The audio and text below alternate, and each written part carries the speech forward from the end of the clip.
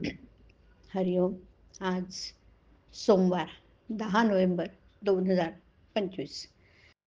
सद्गुरू ब्रह्मचैतन्य गोंदवलेकर महाराज आज प्रवचनातून त्यांचे विचार सांगताना ते म्हणतात की शेजार असता रामाचा, दुःखाची काळजीची काय वार्ता. ज्याला म्हणावं मी माझं, त्यावर माझी सत्ता न गादे. स्वतःचा नाही भरोसा, हे अनुभवास येई, परी वियोगाचे दुःख अनिवार्य होई. तुम्ही विचारी सुज्ञ आहात, थोडासा करावा विचार. सर्व सत्ता रामरायाचे हाती, तेथे आपल्या मानवाची काय गती. विचाराने दुःख सारावे, सर्वांचं समाधान राखावं.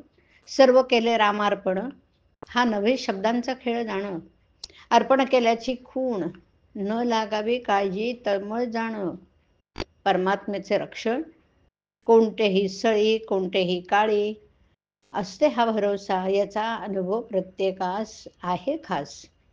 ठेवा रामावर पूर्ण विश्वास, न करावे उपास तपास.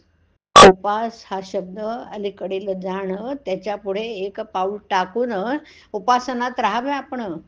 तेथे आहे निर्धास्तपण. उपासा पुढील ठाणं, उपासना मुख्य जाणं.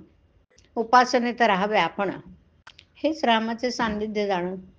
शेजार असता रामाचा, दुःखाची काळजीची काय वार्ता.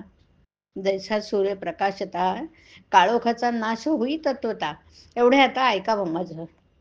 राम उतरेल सर्व ओझ, स्मरता रामाला तो देईल समाधानाला. देवाकडे करावी विनंती, देह दुःख अति फार, होई रामाचा विसर.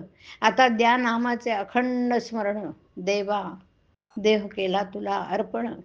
परमात्मा दयाळू फार, आपल्या हिताचे करेल हा ठेवावा निर्धार. मी आहे तुमच्यापाशी, ठेवावा विश्वास. न सोडावा आता धीर. सदा घ्या भगवंताचं नाम, जेणे कृपा करेल रघुनंदन. राम कृपाळू दिनांचा नाथ, तो सर्व काही पाहत आपले प्रारब्ध आलेले कर्म, ते त्यास न विसरता करावे अर्पण. सुखानं घ्या नामस्मरण, कृपा करेल रघुनंदन. हा करावा उपाय, तोच समाधानाला नेईल खास. मागील गोष्टींची आठवण, पुढील गोष्टींचं चिंतन, हेच दुःखाला खरं कारण. स्वार्थ म्हणजेच आपलेपण, म्हणून माझा मीच दुःखाला कारण. आपण आपलेपणाने वागत गेले, सुख दुःख चिंता शोक यांचे मालक व्हावे लागले. सुखदुःखात चित्ताची न राहे स्थिरता, तीच त्याची खरी अवस्था. सुख दुःख परिस्थितीवर नसतं, आपल्या जाणीवेवर अवलंबून राहतं. दुःखाचं मूळ कारण जगत सत्य मानलं आपण. जोपर्यंत देही मी ही भावना, तोपर्यंत दुःखाच्या यातना. सारांश, देहतात्मक याचेच नाव दुःख. हरिओम. हरिओम तत्सत.